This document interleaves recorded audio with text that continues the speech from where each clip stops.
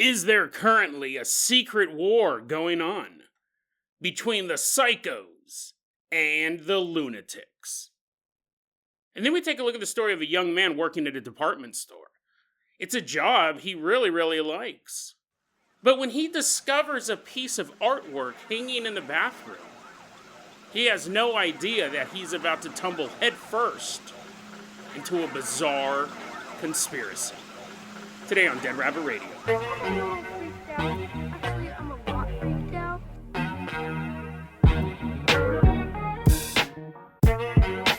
Hey everyone, welcome back to another episode of Dead Rabbit Radio. I'm your host, Jason Carpenter. I'm having a great day. I hope you guys are having a great day too. I hope you guys are having tons of fun doing whatever you're doing. We got a lot of stuff to cover today, so first off, running into Dead Rabbit Radio Command, everyone get on your feet and give a loud round of applause for Not Enough Mirrors. Woohoo, yeah, wee, haha, yeah, he's all walking on into Dead Rabbit Radio Command, critiquing the place. He's like, not enough mirrors in here. That is why I'm named that. Not enough mirrors. You're going to be our captain, our pilot this episode. I always say, if you guys can't support the show financially, spread the word about Dead Rabbit Radio. Tell your friends, tell your family, tell everyone you know. Dead Rabbit Radio is your favorite paranormal show, and that is what Not Enough Mirrors has been doing. I actually caught them online. I have a little tracking device set up on their laptop. I see that they posted something positive about me. If it's negative, obviously I'm not going to put you on the show, but he was speaking positively. So he's getting the word out about Dead Rabbit Radio. Really, really appreciate that. Not Enough Mirrors. So let's go ahead and get this party started. I'm going to go ahead and toss you a little steam shovel and a little engineer cat. Woo-hoo, little whistle. Everyone climb on board the Carpenter Caboose as Not Enough Mirrors takes us out of Dead Rabbit Radio Command and chugs us all the way out to a big city. Chugga chugga chugga chugga chugga chugga chugga chugga choo choo. But not just any big city. Milwaukee, Wisconsin. We're headed all the way out to Milwaukee, Wisconsin. Now I will say, I have this belief, I have this theory, I call it the Buffy phenomenon. And that means anytime you recommend a show, you really like a television show, and you're trying to get other people to watch it, and you say, dude, you guys gotta watch this new episode of Buffy the Vampire Slayer. It's really good. It's the funnest show. It's great. I love the show. And the episode they watch will guarantee be the worst episode of the entire run of the series.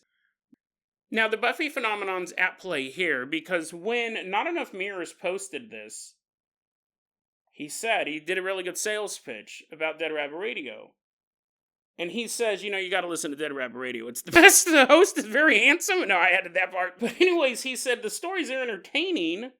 This is an exact quote. The stories are entertaining. It talks about little-known topics.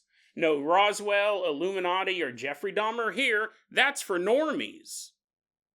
Is how he was selling the show. Yesterday's episode was all about. It wasn't all about, but the main story was about Jeffrey Dahmer being a shape-shifting beast from beyond. So that was the first episode that I posted since he was promoting the show.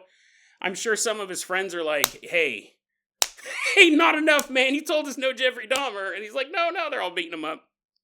They're going to eat him for revenge. Well, this episode, we're going to do a little bit more Jeffrey Dahmer stuff. Now, here's the thing. I do agree with him.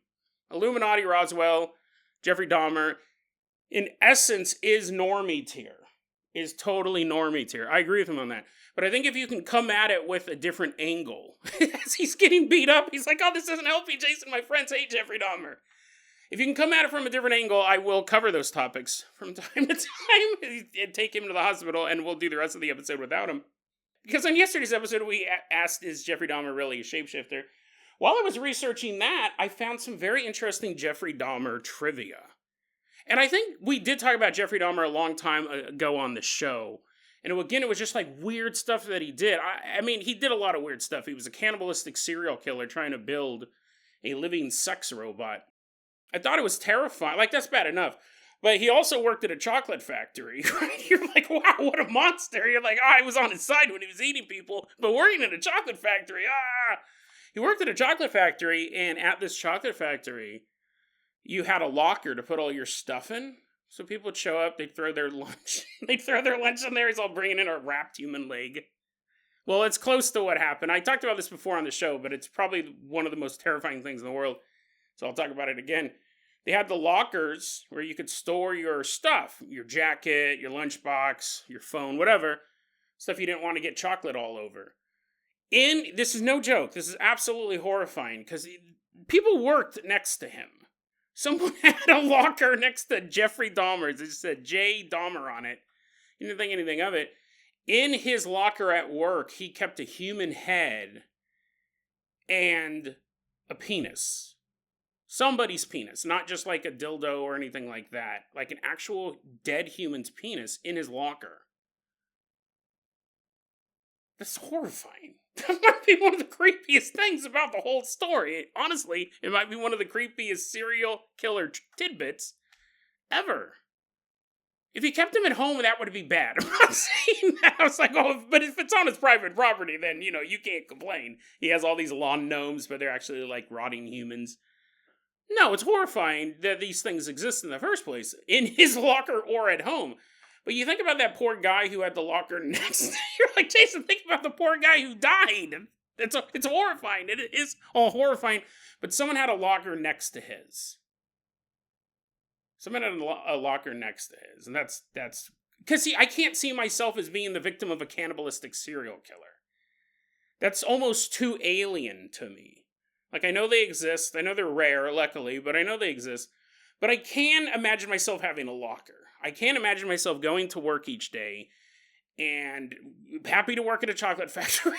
If I have like diabetes type 3, I'm all swimming in the chocolate on my breaks. I would be terrified, and I can imagine being that guy. I can't imagine being the killer. I mean, I can, like, if I was writing a story, obviously, but I'm talking about, like, I can't imagine myself actually being a cannibalistic serial killer. I can't imagine myself being the victim. Both of those are too alien for me. But being the guy with the locker next to him, I can imagine that. Anyways, so, Jeffrey Dahmer trivia. This is weird stuff. It's building towards something. Don't worry, not enough mirrors. Or the people who beat him up. I thought this stuff was weird. It was too much to really fill into yesterday's episode.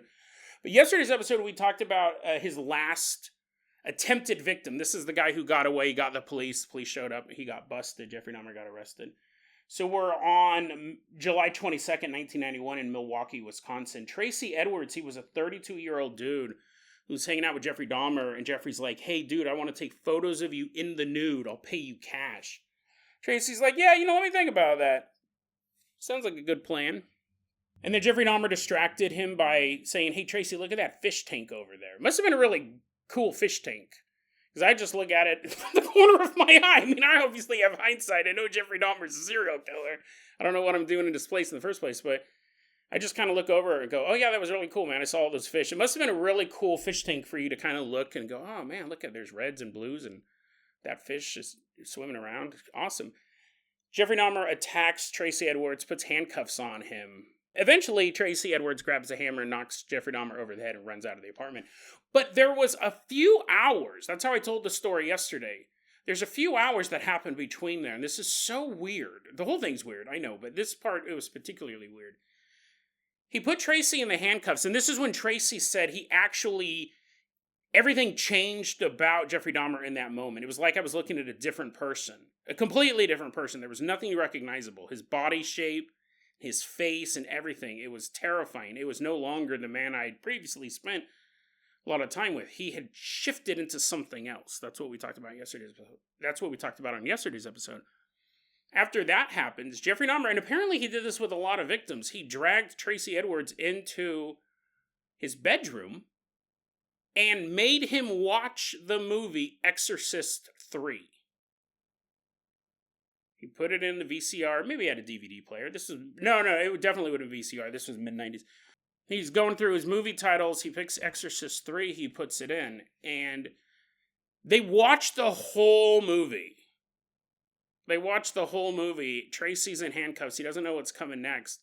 This movie's going on. Now, I've never seen Exorcist III. To be honest, I've never seen The Exorcist either.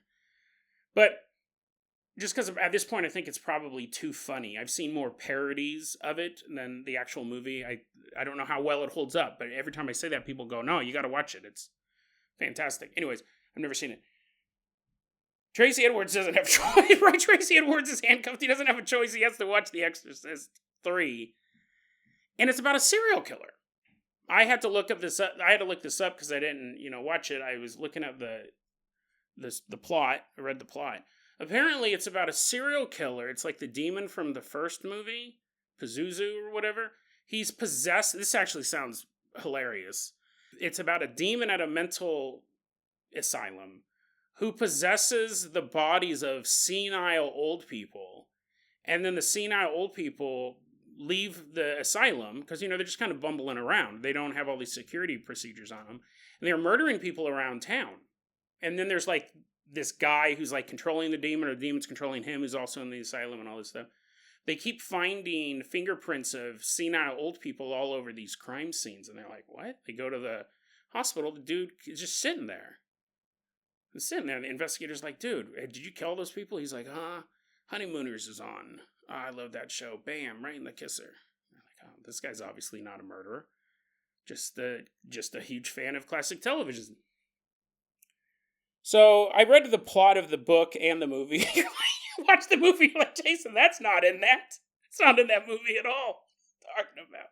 That might just be in the book. But anyways, the point is, that's hilarious. Sounds like a great setup for a novel. The serial killer's running around town, killing all these people. Demonically possessed serial killer.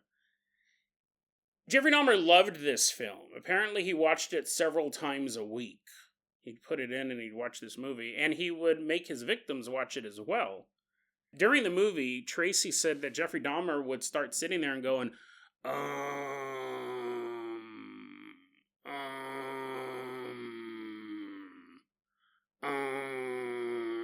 Tracy's like, dude, can you be quiet? I'm trying to watch the movie. Who's the murderer? I'm trying to figure out which of these senile people is actually just pretending.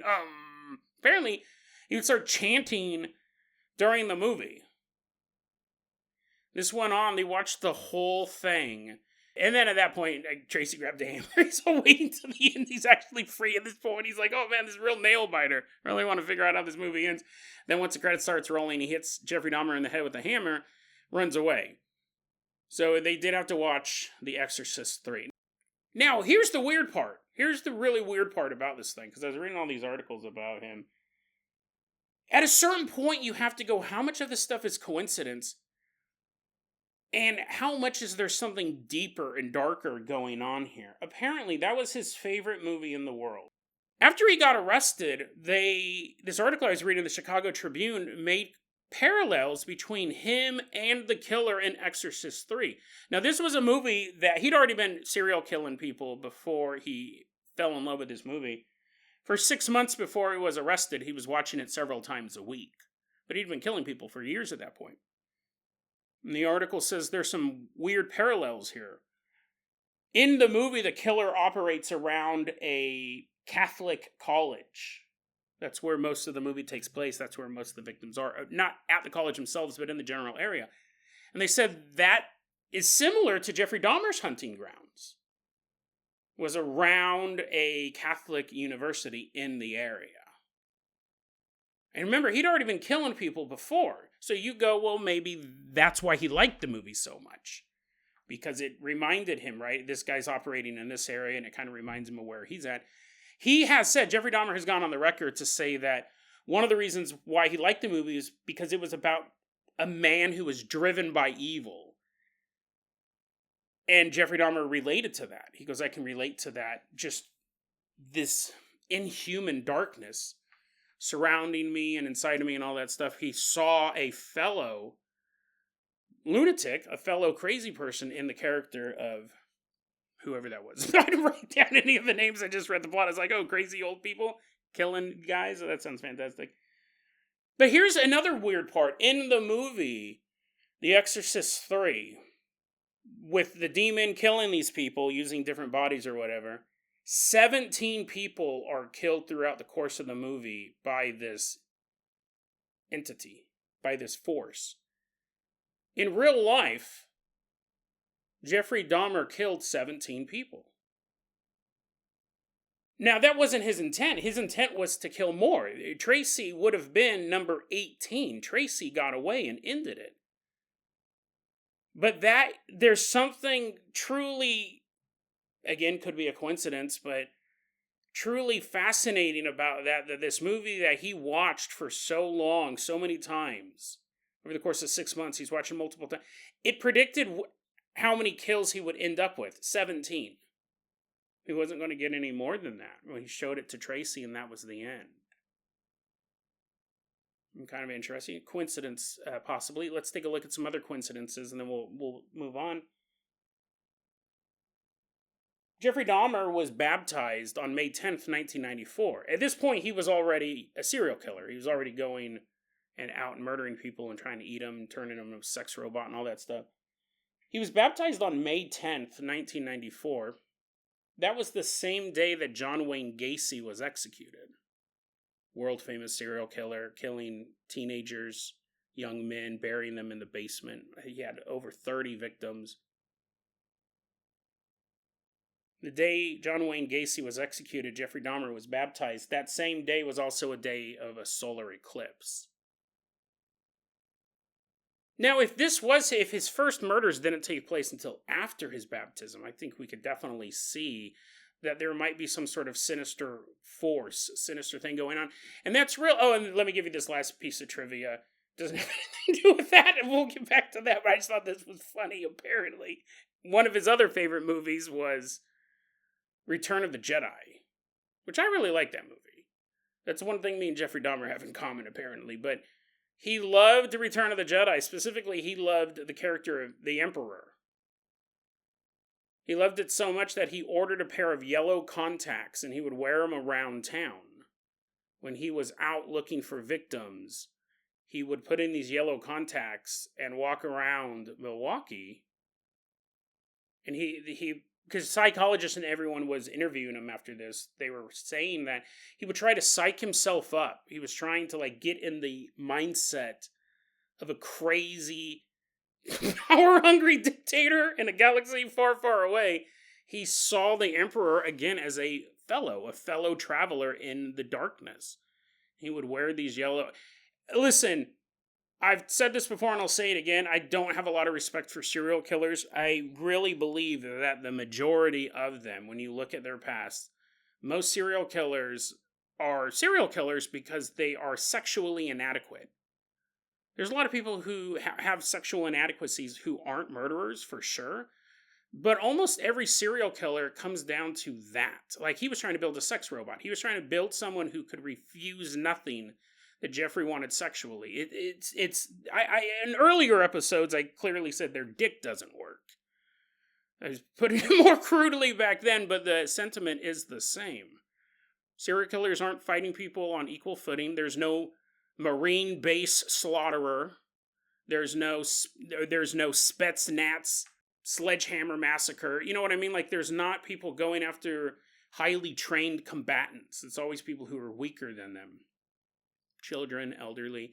Usually when men are killing other men, like in Jeffrey Dahmer's case, they were given roofies, they were drugged, they were tricked into those scenarios. The victims are... Because people are going to get their ass stomped, right? For the most part.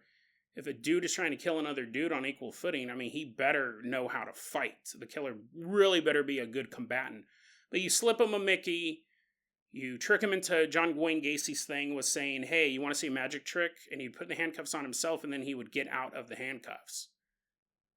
Ta-da! And then he'd go, do you want to learn? And he'd give the handcuffs to the victim, and he'd put them on the victim, and the guy would struggle for a while and couldn't figure out. And he goes, oh, well, how does the trick work? And John Wayne Gacy would say the trick is to have the key. And then that was the start of where he would begin torturing and murdering these people, right? He had to trick them into being in this position. So, what was I talking about? Oh, yeah, so anyways, you have the... wow, that was so terrifying, Jason. I hate this show. You go from talking about Emperor Palpatine walking around Milwaukee... You just drop this horrifying stuff. He would walk around these yellow contacts. That would be very unsettling. On the other hand, it could look goofy, right? If a guy's at a club being like, hey, you like the Exorcist III? You want to come back to my place and watch it? And you'd be like, you know what, maybe, but what's up with your eyes, bro? You got yellow eyes. You have jaundice or something? But apparently he would wear these to psych himself up. Now, I know these are all coincidences. The contact eye thing was just kind of funny. But this conspiracy theory, and it's stated a lot of different ways. There's a book called Program to Kill that kind of goes over it. There's a lot of websites that talk about this as well. That serial killers are a psyop. That some people say they don't exist at all. It's a way to scare Americans, that these people don't exist at all. Every so often, one of these people are quote unquote caught to make everyone else scared. There's a spectrum of this belief. That's one end of it. In the middle, you have serial killers are real, but they're patsies. The murders are real, the crimes are actually going on, but it's not that Jeffrey Dahmer actually did any of this. It was a government group killing these people, or a satanic group performing these rituals, and they're doing all of this stuff, and then to blame it on someone, because obviously, like, this satanic group's not going to be like, you caught us. A patsy is picked. Just someone who really didn't have anything to do with it. Those are theories. And then on the other end of the spectrum, the serial killers are real. It's actually Jeffrey Dahmer and John Wayne Gacy and Ed Gein and all these people who are actually committing these serial crimes, these serial murders, but they are doing it in the service of these cults. They're actually members of a tightly knit group that loves to spill human blood, and it's all ritualistic, and it's for a darker purpose. So that's kind of the spectrum. One is that none of this stuff is real in the first place, and we're told about it being real. None of the victims are real. The killer, it's all made up to scare Americans. It's a psyop. Then you have, the killings are real, but the killers aren't doing it. They're patsies for a deeper organization. I'm actually more, if I had to pick any of the three, and it really, for me, it's a crime-by-crime basis, I lean more towards the killings are real, and the murderers are real, but they're more connected than we would like to think. They recently had that documentary called The Clown and the Candyman, or The Candyman and the Clown, connecting John Wayne Gacy to, who I think the worst American serial killer is. What's his name? He's in Texas. I talked about him recently on an episode. Dean Corll. I can't even read stuff about him anymore. It terrifies me to such a horrible level.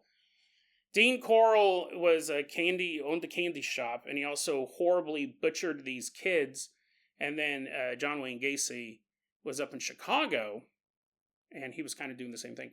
This documentary lays out how they were related, and we've come across documents, and investigators have looked into this, that both of them worked for a sadistic pedophile network where you had thousands of people in between the two of them buying photos of these victims. You have this network. I'm sure things like that exist, and I don't think every serial killer is a part of this network. But I'm sure some of them are. And I'm sure some of them do. You catch them, and you talk about the victims, and you talk about the killer, but there's a ton of information I'm sure that they never let out to the media. Stuff like that, either because it's too heinous, or because the powers that be cover it up. Because obviously, if you were one of the people buying these photos from these two serial killers, if you were buying photos of their victims, it's not like $10 a picture. I mean, this stuff would go for tons of money, and if you had the money to buy that stuff, you also have the money to shut down investigations. And if there were thousands of you, you have all this money and you have all this power, because that's kind of what the documentary was saying. And we see this stuff like Marc Dutrox in, Germany? Marc Dutrox in Europe. We did an episode on him. It's just these networks that exist. I don't think every serial killer is a part of them, but I think some of them are. Which is interesting because now we do see a decrease in serial killer activity. It's not as plentiful as it was in the 60s, 70s, 80s, 90s. It's really kind of disappeared. And I know that criminologists, people study this stuff, they say, well, we think it's for a couple different reasons. One, police have gotten better at detecting them, so they're caught much earlier. But also they think that the rise of the mass shooter has kind of replaced the serial killer. Like, if you have this desire for being evil, for spreading fear, for feeding your bloodlust, instead of being a serial killer operating over the course of 10 to 12 years, you can have one horrible afternoon and go do a spree shooting. So it's an interesting thing that criminologists say that's why we think it's a combination of The mass shooters are more, quote-unquote, attractive to these lunatics. And serial killers do try it. They get maybe 2-3 murders in, and they're caught. But then we take a look at this. Let's go ahead and segue. Not enough mirrors. Hopefully you've recovered from your injuries. I'm going to go ahead and toss you the keys to the Jason Jalopy. We're leaving behind Milwaukee. Why don't you drive us to a boardroom at a CEO's building? I don't even know. You're like, what? Can you just say an office building? An office building. Here's a quick little conspiracy theory that I found online. It kind of segues to what we just talked about in a way. But I found this absolutely fascinating. And if true, well, the next time you're walking down the street and some guy's screaming in your face, it's not me, by the way, just some homeless lunatic on the side of the street screaming at the top of his lungs, maybe you should stop and go, maybe I should take some notes. You pull out a little piece of paper. You're like, yeah, okay. Turtles? Yep. Chrysler. Slurpee. You're all getting hungry as you're listening to this madman's ramblings. You're like, turtle soup and Slurpees? Yummy, yummy. I found this post online. I'll put it in the show notes. It's pretty brief, but basically, this is a theory that right now, and it's probably been going on for a while, but to most of us, we're not even aware of it, that there's a silent war going on between the psychopaths and the schizophrenics. Now, they're both very small groups as far as the general population goes. A small percentage of humanity are psychopaths or schizophrenics. But what we've seen through studies is that psychopaths tend to have qualities that suit them very well to move up the corporate ladder. Which would make sense, right? They don't care what other people think about them. They're willing to do anything to get ahead. Not Patrick Bateman level psychopaths, but basically they're able to break people's hearts, break people's lives, and still go home and not even think about it as they're watching television and go to work the next day, even though they know that they made all these moves. At this point, they probably don't even remember, right? They don't even care if someone did remind them. A good example of this would be the guy from Scrooged. You guys ever see that movie Scrooged? Bill Murray? Jason Voorhees, any businessman that actually exists. I don't know why you picked a reference from an 80s movie. That's a good movie. If you haven't watched it lately. Scrooged. Scrooged is the psychopath. So we have them. They're actually a lot of... Not every CEO is a psychopath, but if you were a psychopath, that'd be a great place for you. You'd get that power and control without any of the worry that, the cops are going to bust down your door because you're covered in blood.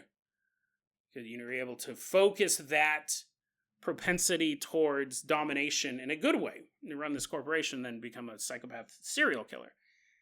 We have them. They were kind of running everything. But then the schizophrenics are not set up to work in the business world. In fact, a schizophrenic... In this scenario, right? In this scenario, I know a lot of people live very long and fulfilling lives as schizophrenics. But in this scenario, schizophrenic, they're more likely to end up homeless. They're more likely to be that bum on the side of the street saying stuff that just doesn't make sense. Now, to a schizophrenic, they're very good at pattern recognition. And that scares the psychopaths. Now, the psychopaths are not just this...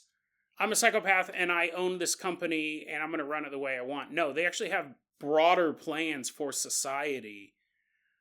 It's not just about running their company to maximize profits. No, they've actually begun to network with each other and they have a psychotic vision of the world. We're just all going to live in it. This is bigger than politics. It's bigger than borders. It is a world dominated by the psychopath. The problem is that the schizophrenics, through their ability to recognize patterns, see the plan. The schizophrenics see what's coming. Not because they're psychic, it's because they're putting together the patterns. They read the news articles that we read. They watch the television shows we watch. They're not watching a lot of television, but you know what I mean? They're hearing it in the zeitgeist. They're picking up on it. And they realize that the psychopaths, it all looks like they're doing different things. It looks like all of their actions are not connected, but they are, even though they appear to be completely opposite of each other. And the psychopaths know that the schizophrenics can actually see the plan. They can see what's coming next. The problem is they can't really warn us. But even if they could warn us, the psychopaths are going to make sure that never happens, because right now they have, and again, this has been going on for a while, created a disinformation and demoralization campaign against the schizophrenics by saying they're crazy, they're bums, you can't listen to them, they're just running around spouting off nonsense. In fact, we should do the humane thing and put them in a mental asylum and give them the medicine that they need so they can't see the plan. It's an interesting conspiracy. I'll be honest, I came across it a while ago. I thought it was a really interesting conspiracy theory, the idea of this silent war. I do believe there is a disinformation and a demoralization campaign against mental health. I really do. I think a lot of people are not comfortable opening up to the people that they should feel comfortable opening up to, because they're afraid, oh my God, if I tell my best friend this, they might think I'm crazy. So I'm not going to tell them. I'm not going to tell anyone what I'm struggling with. And then all of a sudden something horrible happens and everyone goes, oh my God, what happened? Why did he do that? And it's because he was dealing with all this stuff inside, and he didn't have anyone to talk to. I don't think a big part of that's the media, right? Like showing like people who are schizophrenic, who are violent. You know, we focus on that. People who are schizophrenic hear the voices. Don't kill them, Tommy. Kill him. Eat him up. Just like Jeffrey Dahmer. I mean, that is, some people have that. But you know what I mean? Like, I do feel like there is a demoralization campaign against mental health. Is it because just the media, movies and stuff need bad guys and they're the other? That's possible. Or is it darker than that? Is there actually... Well, here's the thing. So I gave you probably the most likely answer. Writers needed a bad guy, and they go, well, let's get the guy, just say he's mentally insane. What's his origin story? He's insane. He was born bad. There we go. It's probably the most likely answer. But, I mean, put on our conspiracy hats, is it possible that there is a very, very good reason that the mental health community, schizophrenics specifically, are targeted to be the other? You be afraid of them. If you see them, freak out. If you see him freak out, if your friend tells you he's having mental health trouble, call him a weirdo and leave the room because he might stab you. Is there a reason? Are psychopath CEOs behind that? I don't know. I find it very interesting. It's one of those conspiracy theories that I believe both parts in essence, right? I do believe schizophrenics and people with mental health diagnoses, we're getting a little bit better, but nowhere where we need to be. They are demonized by society. I believe that 100% is happening. And it's just not even a conspiracy theory. It's a fact that having psychopathic tendencies make you're better equipped to exist in the business world or as a CEO if you don't care how other people feel or how people feel about you. Those things I agree on. Is there actually a silent war going on between these two factions? I hope not. Right? I'd say I'd hope not. But, if there was, I would probably have to team up with the schizophrenics. I'm going to wear a team jersey that just says schizophrenics on the back. And we'll have a cool logo of, like, this hobo. And we'll start this team. I hope not. But, again, this is also one of those conspiracy theories. I know I got to wrap this up. I'm going to move on to the next story. There's one of those conspiracy theories that is a broad stroke. It may not be true. But I'm sure there are a couple schizophrenics out there. That's so ridiculous. I'm talking about them as if they are like a resistance movement. But maybe there's 10. Maybe out there in the world there are 10 schizophrenics who are talking to each other and they're actually making sense to each other. They have like this house with all these newspaper clippings on the wall. And if you went in there, you would believe them. You would be like, this is right. Oh my God, they have made all these connections. They actually have figured it out. Other schizophrenics, they could be making these pattern recognitions, and you look at it and you're like, nah, I really don't think so. You're taking off your jersey. You're like, I'm changing teams. Put on a psychopath jersey. But maybe there is like a group. Maybe there is a resistance movement of schizophrenics trying to take down the New World Order. Or, because, in this one, we kind of left all that stuff out. The Illuminati, which I know not enough Mirrors loves when I talk about. But we've left out the Illuminati New World Order. This is just kind of like a businessman thing. Who knows? Maybe people have figured it out in a sense. At least 10 of them. That's the number I'm willing to give them. I'm like, okay, guys, it's pretty crazy stuff. But I think at least 10 of you are right. I put my jersey back on. We got one more story. I really want to get to it. I really am trying to get these episodes back down to 45 minutes. That's kind of my goal for my life. But not enough mirrors. Let's go ahead and toss you the keys to the world. Famous Carpenter Copter, we're leaving behind this boardroom. Fly us all the way out to a department store. We're headed out to this department store. I don't even know if people call them that anymore. A retail store. Big store, sells a bunch of different products. The year is 2023. We're about to meet a young man. Let's call him Victor. We don't have his real name. Victor says, I work at this retail store. It's actually pretty neat setup. He goes, it's really easy work. Doesn't take a lot of brain power. Doesn't take a lot of physical strength. We're union, so we get paid pretty well. We're not going to retire anytime soon. But, we're also not hurting for money. It's pretty chill. Everyone kind of gets along. You can't ask for much in this type of industry. But on this particular day in 2023, Victor walks into the public restroom of this retail store, his workplace. He walks into the restroom, and there's a new painting hanging on the wall. Some businesses do this, right? They put artwork in the restrooms, in the public restrooms, to kind of make it look nice. And when Victor walks in, he sees this painting, and at first glance, he just thinks it's a piece of corporate art, that they probably ordered 10,000 of these and they put them up in stores all over the country. But he takes another look at it, and what he sees is the drawing or the image of a faceless figure sitting in the lotus position. Its arms are stretched out to its sides. And one of the arms is up, one of the arms is down.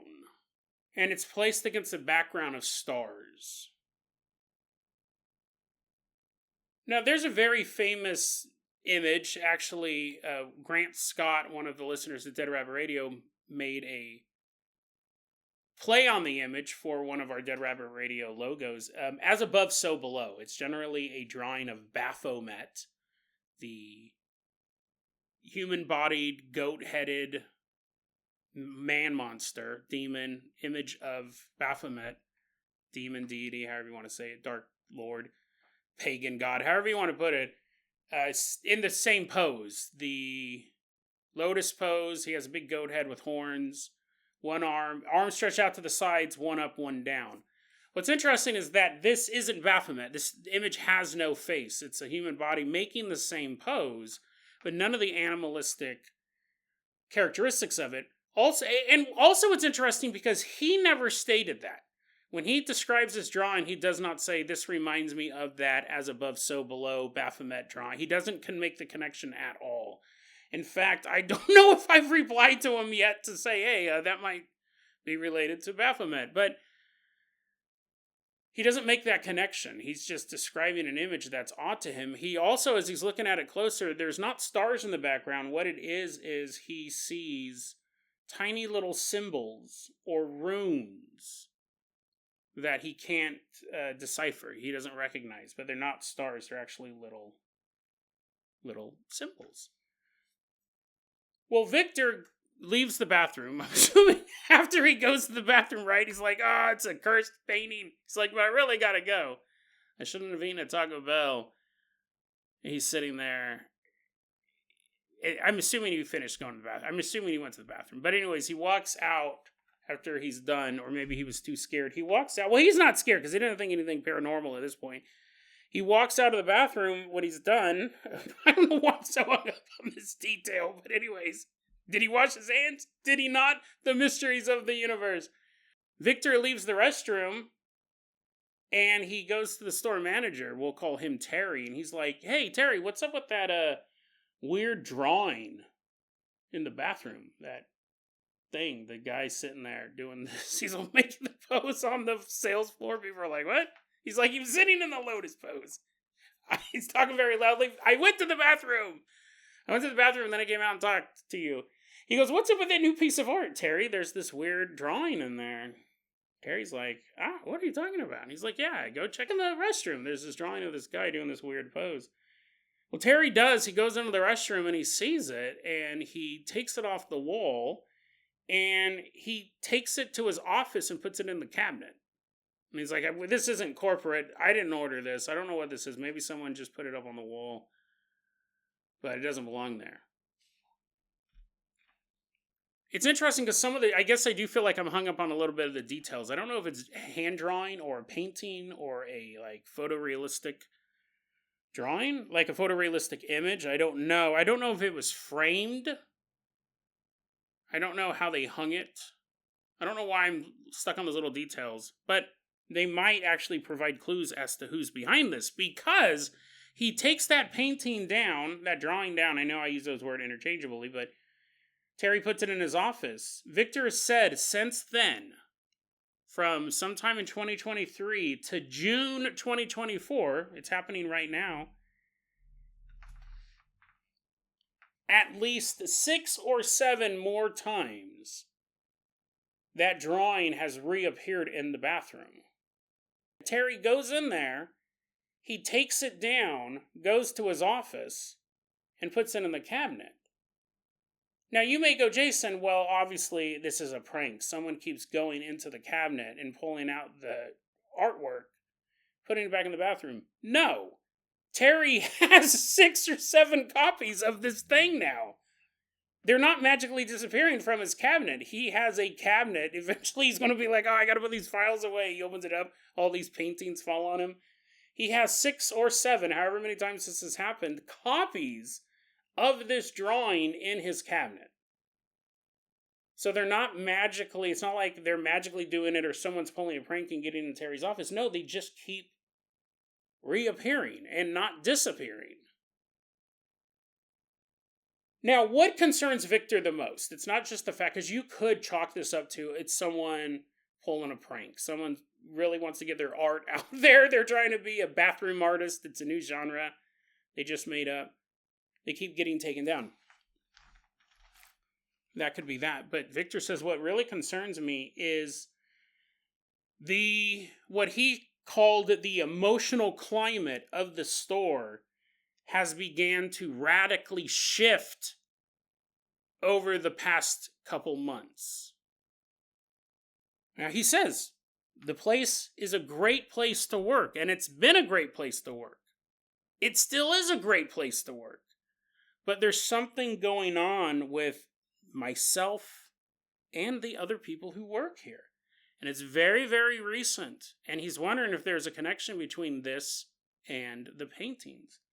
He goes, we've all started to feel on edge all the time.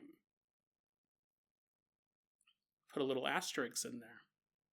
He goes, all the time we're on edge, we're easily irritated. Things that we just kind of let slide before now really set us off. The depression is constant. We feel this deep, dark void swallow us up. It's this level of depression that is almost hard to quantify. Crippling depression. And Victor feels it as well. And he started asking his coworkers about it. And they start to say, yeah, there's something going on here. Something's different. Like, I used to love coming here and now I hate it. Like, I don't want to be in here. The depression, this anxious feeling, it's constant. Except This is what that little asterisk was for. They're constantly on edge, depressed, anxious, irritated until they leave. He said, I show up to work, I'm feeling good. About halfway through my shift, I have the worst depression that I've ever had. It's true, all-encompassing hopelessness.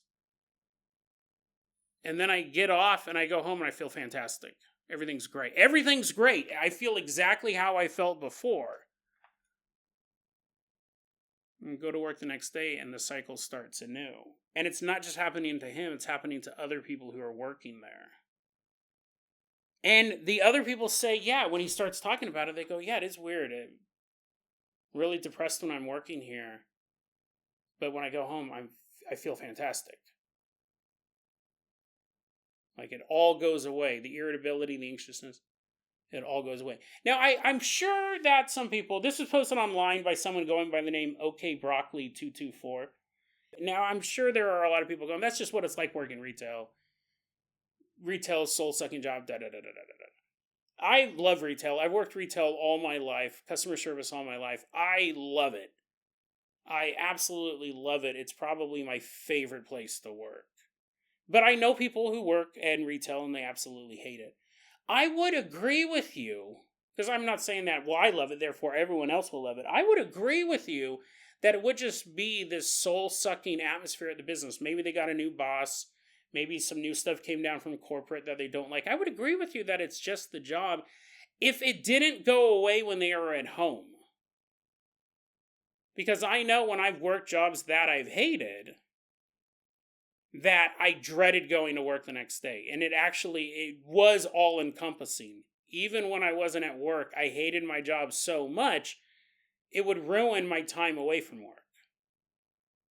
That's why my biggest piece of advice I give people is if you don't like your job, I know it's a bit different now because the job market's not so great, but if you don't like your job, one of the healthiest things you can do is to find a new job and then quit. Because it can just ruin years of your life. You may have to get a job that pays less, but you'll almost always be happier.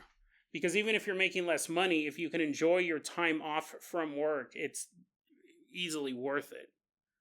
The money that you lose. Now, that may not work for everyone, but it is a piece of advice I've given to a lot of people over the years. If you hate your job that much, you're actually ruining your life. And I know it's more complicated than that. Some people have health insurance. They have to take care of their family and all that stuff. And I know it's easy for me to say, but if you needed to hear that message, hopefully you hear it.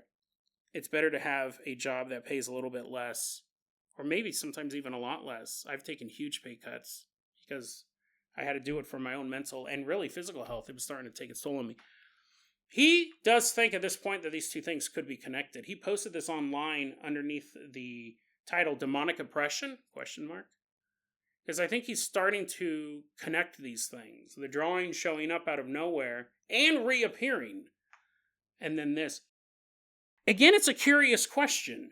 Are they related? And if so, who is doing this? Because it's being done on purpose. Someone is bringing in this artwork and hanging it up on purpose. You go, Jason, how do they not catch the guy who has the artwork? Obviously, they have surveillance cameras and stuff like that. I remember when I worked at Circuit City back in the late 90s, there was a guy who would smear feces all over the men's stall in the bathroom. It took them years to catch him, and they catched him on a fluke. One of the employees happened to walk in the second this guy was walking out, and the employee walked in and could smell the poop. It was all over the place. And he grabbed the dude. It was some homeless guy on the bus. He was crazy. He's probably trying to tell us the secrets of the world in his poop, but we did not understand. They grabbed him, roughed him up a bit, and trespassed him, and made sure he never came back. But it took them years to catch him. He was actually doing that long before I started working there. I was not a suspect, by the way. But yeah, they caught him. I remember I had the day off that they caught him, and the next day I showed up to work. They're like, "We got him!" People are like, "Whoa!" all doing jumping jacks. It was disgusting. And he did it for years, and they happened to just time it just right. They walked in when he was walking out. But you could, if you can do that for years, and they knew it was there was a bus stop right outside the Circuit City, so we knew it was coming from the bus. But it would have been a plot twist if it was one of the employees. But you could do that. You could smuggle in. That's why I'm wondering, like, if it was in a frame, that's one thing. If you rolled up a piece of paper, if you had this drawing, you could easily smuggle it in and out. So who's doing it? Who's doing it and why? It's almost like a giant ritual. It's like someone is testing something out. Or this isn't the test phase. This is actually the operation phase. And then the question comes, too, because this guy just happened to post this online. Is this happening at other retail establishments around the world? And people aren't making the connection between the two things. They keep thinking it's some dumb kid putting their artwork up in the bathroom. And it's still, and they keep taking it down and it will reappear after a period of time. But it's also causing this level of emotional chaos in the building. Is this a one-off thing? Is this a local magic user cursing this store? Is it possibly it's a ex-employee or a customer? Because remember, it's the public restroom, so you also got to have a customer who's targeting the store for a reason. They didn't get their money back when they returned their boombox or whatever. They're targeting this store. Or is it a broader conspiracy? Is this happening in retail establishments all over the world? I feel really bad because recently on this show, a lot of times I find myself going, we don't know. I don't know. And I feel like that's a bit of a cop-out. I'm trying to catch myself. But there is so much stuff that we don't know. And this would be if you wanted to work dark arts, if you wanted to feed off of emotional energy, if you wanted to cause chaos, this is the way to do it. 100%. This is a way. I mean, you could work in a hospital and feed off of the negative emotions of people who are losing loved ones. Sure. Or you could target places like this. These are the new town squares. This is where people are coming. You have a large population of people working there on a regular basis. An even bigger population of people coming in and out all day long buying things. It really is a vortex of emotional energy. People getting their birthday presents bought or spending their gift cards. People coming in and buying things that they really, really want. Then you'll have the people who are coming in who are pissed off because their blender just broke. And they have to go down there and buy a new cheap blender because they need one this morning. They don't have time to do reviews and order one. They need one right now. And they come in there infuriated, or their car broke down and they need some stuff to fix their car that's sitting in their driveway. They had to catch a ride with a buddy to get here. You have people going and buying delicious foods that they're going to go home and nourish themselves with. And then you have people who just have a couple bucks and they're like, well, I can eat a bologna sandwich. We have all of these different emotions at play at a retail store. And so it is a really interesting nexus, an emotional nexus. It used to be the town square with open air. You know, you have these old like Renaissance villages or 1800s and stuff like that. You have these open air markets where even if you were in a bad mood, unless it was raining out, you got beautiful blue sky above you. You got Gaston singing and dancing over there, eating all the eggs. You're like, damn it. Your wife says, you better go get those eggs before Gaston does. He eats 5 dozen a day. You're like, oh, man.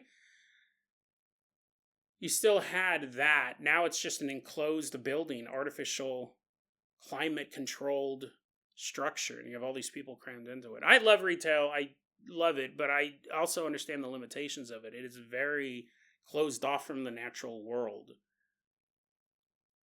You're walking around, all this artificial lighting. It would actually be a great place to perform any sort of ritual like this. If you wanted to curse the staff, they're pretty much stuck in there. Stuck in there for 8 hours a day, doing their job. If you wanted to hurt them, that's a great way to do it because you're taking away their ability to enjoy 8 hours of their life. And you might have a beef against them. You might have gotten fired, or you might have been a customer who was and not treated fairly there or whatever. That's one level. That's just a standard curse. Very powerful. If this is magic. He says demonic oppression. Is this demonic oppression? I do think there's a human behind it. or maybe a group of humans. But you have that. You have like a curse. That's one thing. If this is someone who's actually creating negative energy to feed off of, that's far more concerning. Because you either have someone on the level of a psychic vampire or someone who's feeding off of this energy so they can create a darker spell in the future. They're trying to utilize this force to perform some of the ritual. And then again, if this is not just this store, if this is happening all over the country, all over the world, then we have to look at this is something organized. Someone's doing this. This is the modern day magic. If that is what this is, it doesn't have to be the people in the hoods walking through the forest anymore, chanting out loud and sacrificing an animal at best. At worst, they're sacrificing a human. That stuff, that's old world. That's old world superstitions. This would be the way that new practitioners would operate. Terrifying, really. Terrifying that these spaces could be utilized in this way. But if you accept magic as a possibility, and magic is one of those things that I think, yeah, it's possible. I think 99% of it is just coincidence and superstition and stuff like that. I don't think anything real comes out of it, but I don't dismiss all of it. This is how you would do it today. If you wanted to feed off negative energy, this would be a great way to do it. I assume that if people were doing this at hospitals, those places, they probably already have like one or two wizards working there. They're like, no, buddy, you can't hang out in the waiting room. The doctor's wearing a big wizard cap. He's like, I staked this place out. I'm feeding off this negative energy. You got to go somewhere else. That'd be a great place to do it at a big box store, at a retail establishment. Such a mixture of emotions that you can feed off of, that you could gain power from. Interesting story. I would be really interested to find out if there are other stores doing this, if they're having these reports at other stores. We will look for those. This might be a one-off thing. This might be a Victor problem, which if that's the case, I hope they catch the guy soon, because it's definitely having an ill effect on the employees. And what's interesting is because, see, that's a control group. I wonder what it's doing to the customers. I wonder if the customers come in there and if they're shopping for a little too long, they start to feel irritated and aggressive and depressed. But they leave and they start feeling good again. We don't know their experiences because they're coming in and out. The control group is Victor feeling it and then looking around and seeing other people feeling it, and he can put together those patterns. Unless they have regular customers who come in regularly and spend a lot of time there, like Victor says, it takes about half of his shift before this kicks in. So the customers may not be feeling it at all, or they could be feeling it in different ways. But yeah, what actually is the mechanism here? If it's a one-off thing, then I hope Victor's able to get this solved. I would be so curious as to who is doing this. But this might be a much bigger problem than this. There's been many times on this show we've covered a bizarre story like this, and over the next couple months, we start to see more instances. Like the Black Bedroom phenomenon. A weird story that we found online. I'll put those episodes in the show notes, and then we just started finding more and more and more examples of this, and then examples of it were appearing in newspapers and all sorts of things. Quite bizarre. And these are all unconnected stories until we started looking into them. And it is a we thing, right? It's me and you. We're all researchers. We're all journeymen in the world of the paranormal. You're a part of this as well. So if you guys run across anything like this, let me know. You're like, oh yeah, of course, Jason. If I saw a spooky picture in a bathroom, you're the first person I'm going to tell. Is this a local problem or is it a global issue? Either way, who's behind it? And what is their end goal? That's something Victor needs to figure out before things get even worse than they are now.